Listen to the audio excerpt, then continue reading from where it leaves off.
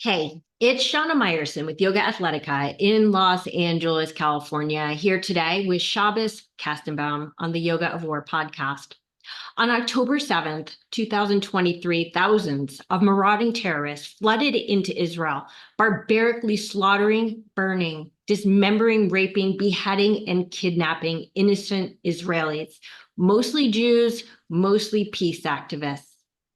Hours later, and before the blood of the victims was even dry, 31 Harvard student and faculty groups representing over 1,000 members issued a joint statement condemning not Hamas, but Israel for the attacks on its own citizens. Listen, there isn't a single person on earth who's been paying attention the last few decades, who didn't predict that the world would turn on Israel and the Jews as soon as the IDF responded to the Hamas atrocities. But there also isn't a single one who predicted the world would turn on the victims of the bloodiest massacre in Western civilization, even as the Hamas rampage was literally still in progress. The once illustrious Crimson Campus quickly descended into a severely hostile cesspool of festering anti-Semitism, where amidst genocidal chants and mass pro-terror demonstrations, Jewish students and faculty now felt ostracized, intimidated, and threatened. Graduate student Shabbos Kestenbaum led the call for university action and protection. And all the administration could say was it depends on the context. Today, Shabbos and 5 other unnamed co-defendants are suing Harvard for its gross violations of Title VI civil rights protections. Jewish civil rights are civil rights, and Shabbos is one of the nation's young leaders leading the fight for justice. Shabbos Kestenbaum is a graduate of Harvard Divinity School, where he researched the intersections between public policy and contemporary Jewish life in the United States. He has testified before Congress and is the lead plaintiff against Harvard University, alleging pervasive and systematic anti-Semitism. To quote Shabbos's words, "I hope to be remembered as someone who stood up for their values and fought for the Jewish people in all the ways I could for as long as I could, wherever I could." Thank you so much, Shabbos, for joining me. It is such an honor to have you, even as more than a year later, 101 hostages still remain in brutal Hamas captivity. Thank you for having me. I appreciate being here. And yes, it's a shame that 1 year after the fact, we still have to have these conversations, but unfortunately they are needed now, perhaps more than ever. Exactly. And ultimately, this is a conversation that should not have to be had. It's simply a matter of common decency and morality, but alas. Can we start by going back 1 year? What happened at Harvard literally on October 7th and on October 8th? Can you bring us back to that moment? Sure. So people often ask me what was anti-Semitism like at Harvard post-October 7th, and it really does a disservice to the inexcusable behavior of our classmates, our peers, and yes, our professors. So I was at Harvard Chabad, which is the main institution of Jewish life on campus, and there were rumors that there was a terrorist attack. It was a bombing. No, it was a stabbing. You know, the reality is in the state of Israel in the 21st century, there is terrorism. I lived in the old city of Jerusalem for 2.5 years, and there was a 12-year-old boy who lived 2 doors down from me who was stabbed. It happens. We don't like it, but it's sort of par for the course, unfortunately. So we didn't think much of it. As the night went on, the rumors persisted and the rumors were strengthened, and it became very clear that what was happening was something that I, as a young person, had never experienced before in my life, which is Israel as an existential issue.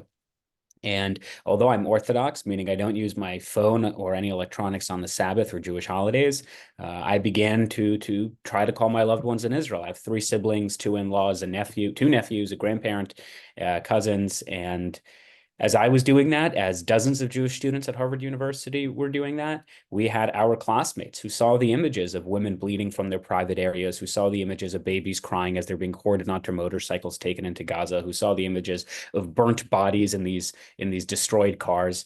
And their immediate reaction, these are 34 student groups representing more than 1,000 students, their immediate reaction was to jump out of bed, some still in their pajamas, to draft what they called an emergency statement to blame Jews for the largest massacre of Jews since the Holocaust. You know, the opening of their statement literally reads, "We hold the Israeli regime entirely responsible for all unfolding violence in the Middle East." No mention or condemnation of Hamas. And in fact, in the Harvard Divinity School WhatsApp group, for all the students, a student had posted a picture for a rally they were organizing called "Long Live the Resistance, Victory is Ours." This is the night of October 7th, and the response from my classmates and peers was as if this student was planning a picnic. You know, is this open to the public? Can I help make signs?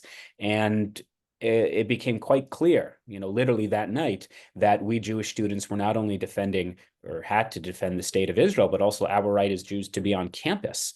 And that ushered in an almost unbelievable, I say unbelievable because had I not been a student at Harvard and witnessed these things, I would have said that there's no way this could have happened. But an unbelievable onslaught of anti-Semitism at America's most prestigious and oldest university. We had an Israeli student told by her professor to leave the class because her nationality made others uncomfortable. We had an Israeli student being physically accosted at the business school. We had a Jewish student spat on for wearing a kippah. A staff member at Harvard taunted me with a machete and burnt and destroyed all of our hostage posters.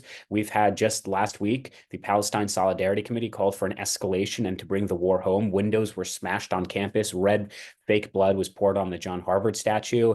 And it only escalates. It only has escalated. And as I said in the beginning, I'm sorry we're talking. I'm sorry a year after we still have these issues, but I don't see it getting any better, which really underscores why our lawsuit and building a coalition of young American Jews and the American people to repudiate the Ivy Leagues is so critical.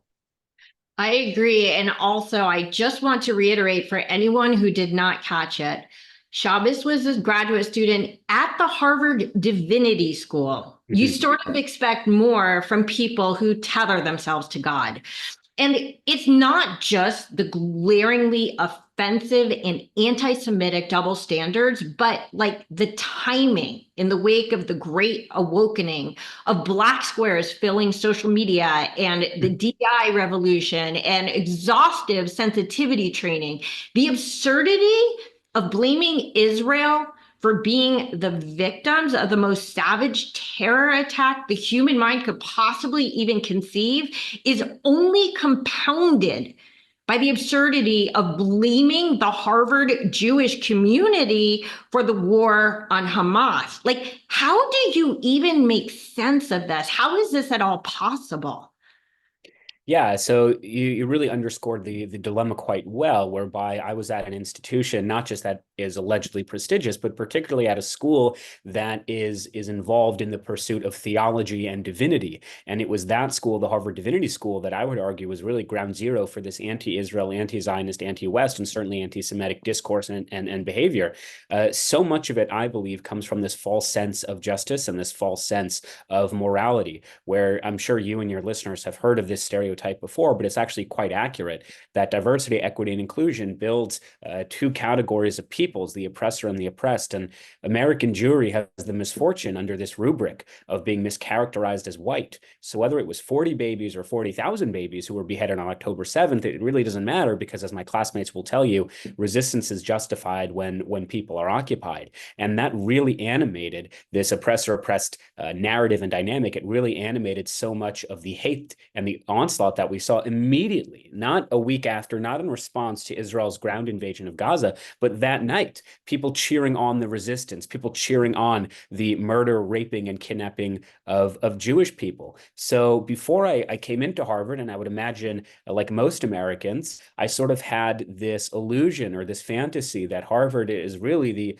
not just most intellectually advanced institution, but morally upright, that really sets the ethical barometers for our country. And then once you sort of go into the Ivy League bubble, you realize that it's a lot of fluff, and there's not much substance, and there's certainly not much morality that's tethering these curriculum, these professors, these students in morality, in ethics, in justice. And that's why we saw such a profound level of animosity towards innocent Jewish victims.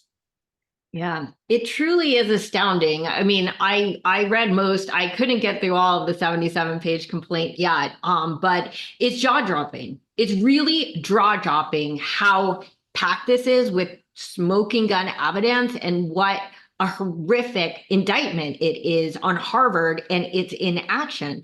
Let's talk about Title VII. And before I do, like, honestly, I can't help but draw this parallel. Like, on October 6th, right, there was a ceasefire in place. Israel just wants peace. I don't care what anybody says. Look through history. Israel just wants peace. On the 7th, thousands of Hamas terrorists invade Israel in a grotesque and bloodthirsty rampage.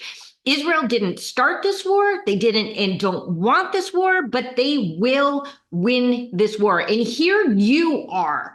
You're fighting on the 8th front, right? The war of words in lawfare. You're a theology student at one of the world's top institutions. You just wanted an education. On October 8th, hundreds of or over 1,000 of Harvard terrorist sympathizers began their vicious attacks on the Jewish community. You did what you could. You didn't start this conflict. You didn't and don't want to sue Harvard, but you will win this suit. Can you broadly explain to the viewers Title VI? And I know there's 77 pages of evidence, but how Harvard has blatantly, you've given some specific instances, but how they have blatantly violated Title VI itself. Sure. So, the good news / bad news is we actually have an amended complaint. So the original lawsuit was 77 pages. Now I think it's double in length. So I encourage your listeners, they can just Google Kestenbaum Harvard lawsuit. They could read it themselves. But yes, it is quite lengthy now, unfortunately. So Title VI is a provision of the Civil Rights Act that prohibits public institutions, certainly ones that receive federal dollars, from discrimination based on 3 categories. Religion is not a protected category. It never was.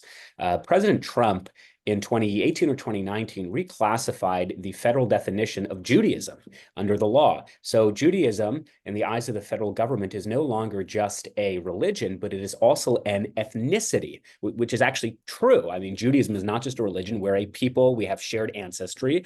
And because we are now deemed an ethnicity, we are now protected under the national origin clause of Title VI of the Civil Rights Act, which is why you have seen sort of an explosion of these Jewish-led lawsuits against their universities, because for the first time, we are actually protected with these federal rules and regulations. So the bulk of our lawsuit, again, I encourage everyone to read it, but the bulk of it pertains to Title VI violations. So Harvard has an obligation to treat its students, Jewish and non-white and Black, Christian, Muslim, it doesn't really matter, but they have an obligation to treat their students in a non-discriminatory way and in a non-discriminatory fashion. And we are alleging that due to our national origin status, due to our identity as Jews, we have been treated in a different manner than every other student and every other student or ethnic group on campus. So again, I can give you that laundry list of incidents, but there's really one that pops into my head.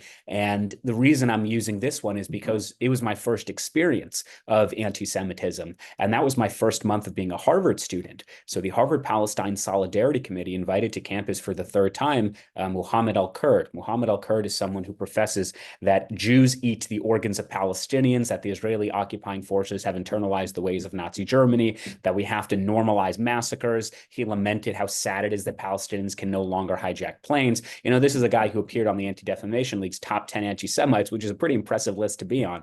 And we went to the university and said, you have a strong track record of disciplining speech you don't like. Whether that's right or wrong, that's what the university has always done. So the Foundation for Individual Rights and Expressions, FIRE, they ranked 248 American universities as to how well they protect the First Amendment, how committed they are to free speech, and Harvard was ranked 248th. This is a university that routinely rescinds the invitations of controversial speakers. This is a university that unaccepted about a dozen students who had posted sexist memes in a private WhatsApp group. So we said, look, just treat Jewish students the same way you treat all other minority students and don't have such a blatant anti-Semite come to campus.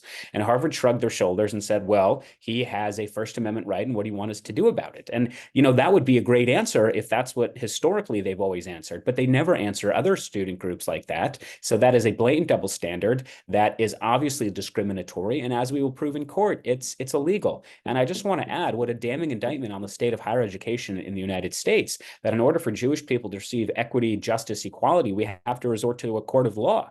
We should not be suing our own university for our federal rights. But Harvard have insisted since day one that they will not work with us. They will not work to create a more equitable space for Jewish students. And in fact, when we filed the lawsuit, which was mid-January, Harvard's response was to file a motion to dismiss with prejudice, meaning they were asking a judge not only to toss out our lawsuit, but to make it clear that no other Jewish student would ever be able to hold their school accountable for anti-Semitism. And when we filed that amended complaint that I was alluding to, the more than 100 pages lawsuit, they did the exact same thing.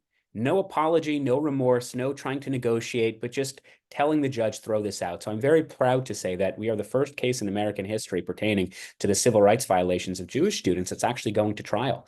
This has never happened before. Either the cases are dismissed outright or they're settled, but we are going all the way to the courts, and we will be victorious because the facts are on our side, and we have nothing to apologize or be fearful of. 100%. The legal precedent will definitely not only go down in history, but in our very short-term history, I see a whole domino of universities that are about to fall. And also, I just, as a human being, want to say that regardless of whether Jews fall under Title VI or not, again, common decency. I don't care if it's people marching for the death of all white men who definitely are not covered under Title VI. Common decency and morality says that this kind of behavior, legal or illegal, is not acceptable, and particularly in our institutions of higher learning. Yeah, I think the point we're trying to make is that Jewish students are not really asking for special treatment under the law. We're asking for equal treatment under the law. We're asking that the law protect us in the way that it protects other students. And correct, this is not simply a Jewish issue or an issue of anti-Semitism, but as you quite rightly pointed out, it's of human decency. It's a basic morality. When you have a minority group, whether it's Jewish or Christian, whether it's a Black person or a white person, we stand up because it's the right thing to do.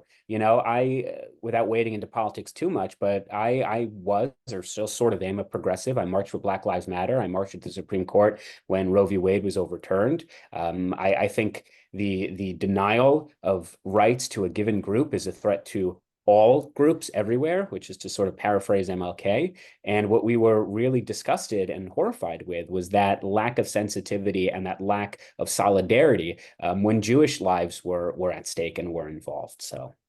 That's right. So let me ask, because I know your time is so limited. So the plaintiffs who are unnamed are calling themselves Students Against Anti-Semitism, and then there's you, the named. So what is Students Against Anti-Semitism's goal for this lawsuit? Like, what's the intended outcome? I know that I do want to mention, because it very much is sort of like a pink elephant in the room, that there is, of course, going to be a financial component to this. Nonetheless, Harvard has over $50 billion in endowment. So I sort of question if there's any leverage in any sort of like financial restitution. But likewise, given the congressional hearings, if Congress actually does at some point pull funding, I have a weird question. Will that suddenly make Harvard immune from Title VI prohibition? So could we wind up in this weird backward loop that our very efforts to seek justice creates exactly the opposite. Sure, not a weird question at all. Harvard and all these institutions and universities will be held accountable for Title VI violations, whether it's through the private courts or whether it's through the Department of Education and the Office of Civil Rights. That is something, regardless of any lawsuit, they have to do. And in fact, the Department of Education really should have been on top of these things to begin with, but they have cases sitting on their desks dating back from as early as 2011. They're very, very slow at investigating and prosecuting these crimes. And to date, there has never been a professor who was disciplined or expelled as a result of an Office of Civil Rights investigation, but I digress. So the Students Against Anti-Semitism, which is the corporation, but really nonprofit that we established, really seeks to, as the name suggests, stomp out anti-Semitism within institutions of higher learning. So there are basic things that we're asking for in our lawsuit, things like tuition reimbursements. Why should we spend money for an institution that repeatedly stabs Jews in the back? We wanted to come to Harvard for an educational experience, and it is objectively the case that we have had diminished educational opportunities. We want Harvard on the more large scale to rescind the hundreds of millions of dollars they receive annually from anti-democratic, anti-Western, and anti-Semitic countries like Qatar, Russia, China, Saudi Arabia. We want there to be a zero tolerance policy for anti-Semitism in the same way there already is for other forms of discrimination. We want there to be things like mandatory Title IX training, which again is something that's already mandated for students. It just doesn't include anti-Semitism. And more fundamentally, we want the articulation and the enforcement of policies to make sure that no student, and again, I'm going to sound like a broken record, whether you're Jewish or Muslim, whether you're black or white, whether you're wealthy or poor, no student should have to go through what I and the 5 other plaintiffs in the lawsuit had to go through. And it's not asking for too much. And then broadly speaking, there is a push outside of our lawsuit, just a push that we're trying to create in the public narrative and in the public setting, which is, well, hang on a second. If Harvard University, if Columbia, if Penn, if MIT, if they are reneging on their obligations under Title VI of the Civil Rights Act, then why should they also in the same breath be entitled to privileges, namely money from the federal government? Why is it that Harvard alone receives roughly $700 million a year from the federal government and at the same time violate federal law? So we are trying to use this as leverage. We are trying to get Congress to really close the faucets here because they are guzzling billions of dollars to these institutions every year, and it's not in the interest of the American taxpayer anymore. And I do think that should the United States Congress do that, that will create a ripple effect. I think that will send a jolt into the system, sort of like an electric shock that wakes up Harvard and forces them, capitulates them into change, into really creating the impact that students have been asking for them to do for a while now. So, yeah, I guess like what is difficult to wrap my head around a little bit is, as absolutely necessary as this lawsuit is at this time, sadly, we can't like outlaw hate. So let's say the campuses do everything they need to do to stop the intimidation, the discrimination against the Jewish community. The government calls in the National Guard, and all the anti-Semitic demonstrations are shut down. The masks are banned, arrests are made. Everybody is fired, expelled, suspended. We're only treating the symptoms and not the cause. And these students, even if suppressed, are still, like you, our next generation of leaders, educators, and parents.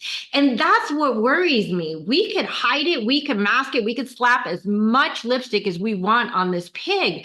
The state of hate, I think, is the real issue.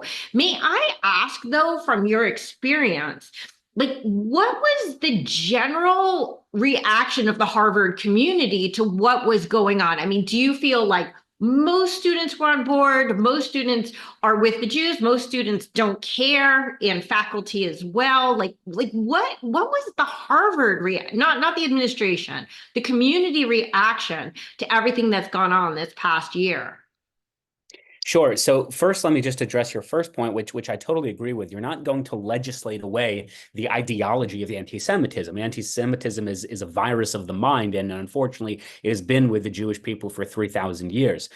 In the same way that you are not going to legislate away racism, because again, unfortunately, racism will always exist, what you can do is erase the manifestation of racism. So yes, in people's hearts and minds, they still unfortunately may be racist, but they don't act upon their assumptions or narratives. They don't tell African Americans to sit in the back of the bus. And if they did, guess what? Their ass would be thrown in jail that night. So what we are not asking for is not the suppression of ideas. I think the only way you combat bad ideas is with good ideas. But what we are asking for is the suppression of violence, the suppression of intimidation, the suppression of the breaking of rules and regulations of Harvard's own internal policies. So yes, it's not that we can legislate our way out of saying free Palestine and globalize the Intifada, because unfortunately, there will probably always be students who believe those things. What we can say is you can express your stupidity and your hate and your anti-Semitism, but the moment you block the entrance to the library, the moment you put your hands on a student, the moment you smash windows, which are all things that happened at Harvard University, then it doesn't become an anti-Semitism issue solely. It becomes an issue of safety. It becomes an issue of Western democracy and liberal values, and that is something we are not going to tolerate. And unfortunately, these universities are led by feckless individuals, so we have unfortunately tolerated. The inexcusable has become excusable. And in terms of the second part of the question, which is really, what has the reaction been of Harvard, not the Jewish community, not the anti-Israel activists? It's difficult for me to quantify. I just don't know. What I will say is I don't even want to say majority, but there's a significant amount. I don't know how many. There's a significant amount of Harvard students who see the encampments, who see their classrooms being interrupted, who see loud demonstrations when they're trying to sleep or study for finals. And they don't like that behavior. They don't like those actions. They don't support this inability to come to terms with protesters who don't see that actions have consequences. In fact, one of the leading articles in the Harvard Crimson this week, which is the student newspaper, is seems to be a Palestinian exception to consequences, whereby the Palestinian leadership, the student groups on campus, they want maximum disruption with minimal discipline. And that's not really how being a student or being an individual in a civil society really works. MLK and Gandhi, who they often compare themselves to, they got arrested. They dealt with the punishments. They knew what they were getting themselves into. They weren't wearing masks to conceal their identity. They weren't claiming unfairness when they were arrested. That was part and part of what they were doing. So I do think there's a significant amount of the Harvard population that do not support these individuals. But again, it's hard to quantify. What we do know is just looking at the data, unfortunately, of the 13 schools at Harvard, 4 of them, the Divinity School, the Graduate School of Design, the Medical School, and the Law School, they passed boycott, divestment resolutions, BDS resolutions, as a response to October 7th. So that's certainly concerning. Yeah, it's all certainly concerning. I know that you're out of time, so let me just ask one more question because I can do 10 more minutes if that's okay. If not, no worries. But yeah, I'm happy. I'll be late to my next meeting. It's fine. Perfect. I'll take it. Thank you so much, Shabbos. I hope it's not Trump again. It's not. We're good. I could be late to this one. Okay, thank you so much. Okay, so let's talk a little bit of sort of the hand in hand sister project of Title VI, which would be the DI system, which is clearly broken. I think Harvard explains this 1,000 different ways in just 2 words. Claudine Gay. What is the solution? So do we fold Jews into the equation, or do we dismantle it completely? And if we dismantle it, and it's just like the same question with Hamas, we create a vacuum. So what's going to replace it? Because we're not going to get rid of, civil rights advocacy on campus and protections. So there has to be something in place. It can't be what's currently in place. When I look at ethnic studies curricula, and I've only really looked deeply into the ones here in California, but they are vastly anti-Semitic, deeply anti-Israel. And so we get rid of DEI. We have the whole education system that is pushing these kids into the anti-Israel, into the anti-Semitic camps and narrative. So what comes next? Yeah, that's a question I get a lot. what it really boils down to DEI, amend or end. And in the beginning, I was on the amend side of the equation. I thought that there are ways that we can fix it. We can evolve it into a system that actually does champion equity for all peoples. The problem is, if you leave out the anti-Semitism just for the sake of argument, all data on DEI really reports the same thing, which is that if its intended goal and purpose is to create more diverse and equitable spaces, whether it's in the classroom or in a business meeting, the employer, the employee, and the students or professors, they actually report the exact opposite, that they become more uncomfortable. They become more hesitant to talk about these issues. When you look and judge someone solely through the prism of race, religion, or ethnicity, it does not create those diverse and equitable spaces that DEI seeks to champion. So it's actually a self-serving prophecy of doom, sort of a death spiral that feeds off of its own demise. So even if you believe in those virtues, the DEI model is actually not how you reach it, because objectively, it just doesn't work.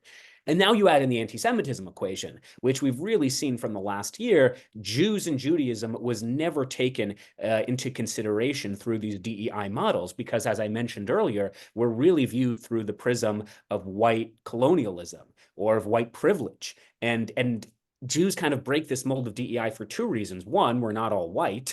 And number two, traditionally, the model of DEI is if you have been oppressed, if you have been victimized, if you have been persecuted in some way or another, you can never be successful on your own. You need these artificial policies, or you need a leg up from a foreign source, some form or another. And the problem is, Jews have been historically marginalized and oppressed and persecuted, but we're also quite successful on our own. So we don't even fit that model to begin with. So my take has really been that these systems, diversity, equity, and inclusion, while well-meaning and well-intended, as I said, I'm a progressive. I certainly believe in elevating the voices of the marginalized, but DEI is not how you do it. So we have to get rid of it. Certainly, federal government should not be funding this in any way. But to your point of, okay, you got rid of DEI, now what's the replacement? This might be a controversial take. I actually don't think you need a replacement. I think if you made educational institutions about education once again, if you made the most important virtue of an institution of higher learning about intellectual diversity, then I think that would probably be best for our college campuses. Morgan Freeman has a controversial take, which I don't actually agree with, but he says, how do you end racism? Stop talking about it. Stop having Black History Month, because every month should be Black History. And again, that's not my idea. That's Morgan Freeman's. But I think he has a point there, where if you create these artificial, superficial, or forced conversations, it's never going to lead to your desired outcomes. It just isn't. So I do think we should end it and replace it with a focus not on race, ethnicity, or religion, but intellectual diversity, intellectual openness, because that's ultimately what an institution of higher learning is meant to be about anyway. Sure. And Coleman Hughes actually started with exactly that same statement, is that we're propagating racism by focusing so intently on it. And so let me talk about because you're very unique. I know you just sort of touched upon it, but that in this world of the Jacksonists, you are, as you sort of term, like the only Orthodox person who is a, progressive Democrat. I know that you now famously are helping to stump for Trump for reasons having to do with Israel and anti-Semitism, and the Democrats largely turning their backs on the Jews. Now, in contrast, because you have not rescinded your club membership in the Democratic Party, you do maintain that hope. I want to, having nothing to do with politics, I want to contrast that to Rabbi Wolpe, who famously left the Harvard Anti-Semitism Task Force because it was a lost cause. So there's always this question of, like, Brett Stevens at the New York Times is another example. It's like, do you fight from within or do you fight from without? For example, if Ackerman took his money and instead of pulling it said, I'm going to give you this endowment for a pro-Israel center on campus, I get to choose who the faculty members are, and therefore we're getting to the root cause. Now, I'm not saying, I actually agree with what he did pulling the funding. But there's always this question of, is it better to try to create a change from within the group that you already belong to, or because they turn their back on you, you turn your back on them, and it's sort of nah, what's next? Yeah, I think there are a couple of important points there. Number one is Rabbi Walpe, who was my professor and a role model of mine. He left because, as you said, he really thought that it was irredeemable, the anti-Semitism task force, and it couldn't accomplish the stated purpose. I agree with him, and that was the right thing to do. I agree that the task force was an irredeemable endeavor. I don't have the same conclusion when it comes to the Democratic Party just yet. Once I come to that conclusion that it's irredeemable, that we cannot fix this, then yes, I will leave. I'm not naive enough to suggest that that could never happen. But at this moment in time, in October of 2024, I do think there's enough ammunition within the Democratic Party that we really could reform some of the more anti-Israel, anti-American values within the party. But as I said, if that fight is lost, then yes, I wouldn't stay. So as it pertains to, Bill Ackman and just in general, should we be funding the universities so that we can fight back, so that there can be an Israel Study Center or whatever it is? The assumption in that question is that institutions like Harvard are worthy enough or are redeemable enough that we should be planting our money because those spaces are important enough. I'm making the argument that Jew or non-Jew, the American people are looking at college campuses or specific college campuses, and they are repudiating these Ivy League values, and they're migrating to places like Texas A&M, the University of Miami, Georgia Tech, and it is a good thing that Harvard has a 17% drop in early applications. It's a good thing that they have a 5% drop in applications overall. It's a good thing that they've had $1 billion withheld, because right now the assumption is that Harvard is the public marketplace of ideas. And I'm trying to make that case that we should actually migrate elsewhere. We should move that public marketplace somewhere else. And just like how cryptocurrency is valued based on what the subjective collective desires of a populace are, I think Harvard and the Ivy Leagues are subjectively given a lot more value than is warranted. And if we were to divert that worth and to divert that value elsewhere, we would be better off as a result. And I'll just add one last point as someone who grew up as an Orthodox Jew who lives in the Jewish community. If you're a donor like Bill Ackman, I mean, I don't mean Bill Ackman himself, but someone with a significant amount of money, give that money to Jewish day schools. Give it to Jewish summer camps. Give it to places that can give Jewish people an education. That's how you'll really fight and combat anti-Semitism, when you have proud, knowledgeable, educated Jewish people as young and as early as possible. Yeah. Let me just go on record as my personal prophecy that within the next 5 years, Yeshiva University is going to be a top 10 school in America, because all the top Jewish kids, all the top Jewish faculty are going to go there. They're already a great school. It will be interesting to see how things shift over the years, because there's still something to be said for the value. What's in a name? The value of a name. I have 4 kids, nephews three who started college this year. And when weighing the name of the school with the anti-Semitism at the school, ultimately, I think a lot of kids are still going for the name, unfortunately. So I do hope it turns. So Liz, I know you got to go. So thank you so much for being so generous with your time. Looking for the silver lining here, has the anti-Israel, anti-Zionist, anti-Semitic movement significantly galvanized the Jewish community at Harvard? Do you feel like ultimately the Jewish community has somehow benefited from this backlash? Yeah, I think that's actually a great note to end off on, because it's sort of my whole what's the right word? It's kind of my message to young people. fellow young people. So there's, of course, the famous line from Charles Dickens, it was the best of times, it was the worst of times. You don't need me to reiterate why it's the worst of times. It's relatively self-evident, but it's the best of times because, yes, the unity within the Jewish community, not just at Harvard and not just on college campuses, but the unity within American Jewry has really, really solidified our values, have really solidified our sense of community and belonging. And it is a shame that it took the largest massacre of Jews since the Holocaust, of course, for that to happen. But if you look at Harvard University just last week, when they had a commemoration for October 7th, you had the overwhelming majority of the Jewish community show up with Israeli flags, with candles, with prayer books, listening to Rabbi Hershey Zarchi of Harvard Chabad, listening to Rabbi Rubenstein of Harvard Hillel.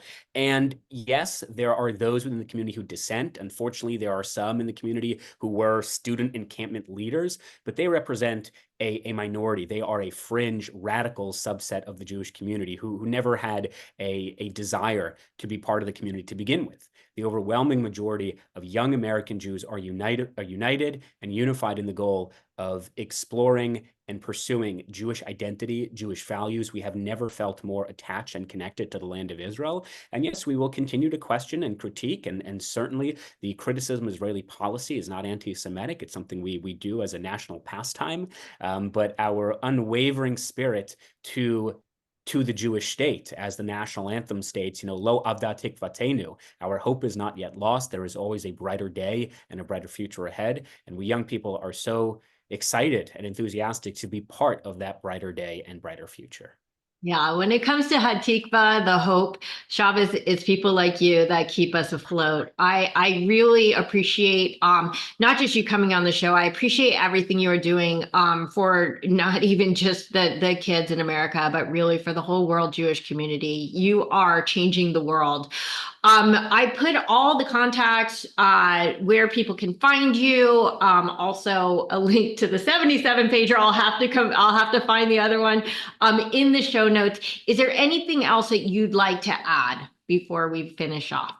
Yeah, I'll add two things. One, we didn't talk about yoga, and I just wanted to say my dad, he does yoga every day, and I went to a yoga summer camp when I was like 10 or 11 years old called Camp Namaste in Teaneck, New Jersey. So that's my shout out to yoga. And the second thing I wanted to say is I of course spoke at the Republican convention. At the time, I didn't endorse Trump. I endorsed him 2 months later, but I wasn't actually there for a political speech, even though of course it's quite politically infused anyways. What I do want to say is there's an important election coming up, and yes, I've been very clear about who I'm supporting and why. But I want to add, if people disagree, that's great. That's good. It is healthy for our democracy, and it's healthy for the Jewish community to disagree with each other. I would just add that unity does not mean disagreements don't exist. Unity means that we can disagree with each other openly and publicly, but still call ourselves family, still say that we're part of the same team, because we all want the same thing. We want campus anti-Semitism to be eradicated. We want the safe and immediate return of our hostages. We want Israel to be strong and secure in its position in the Middle East. We just disagree on the conclusions as to how best to get there.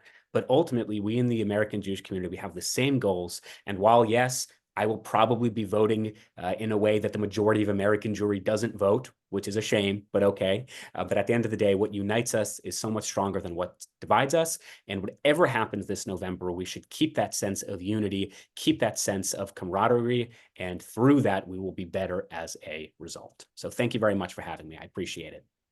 And amen. Thank you so much. Thank you. Take care.